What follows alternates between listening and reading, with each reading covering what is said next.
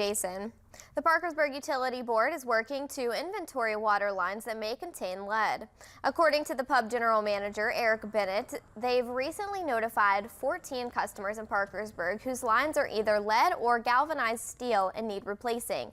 Bennett says they're also sending out notifications to another 14,000 customers who may have pipes that are made of unknown materials. Bennett says they've required to come up with a plan to address the lead, but they first need customers to help them determine how many lead pipes there are in the service area.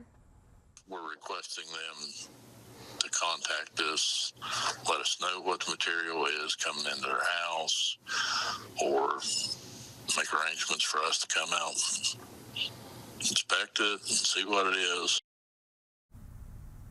People who have unknown pipes will receive a notice in the mail. If people don't want to wait for a notice to find out, they can also visit PUB's website and review their current pipe inventory.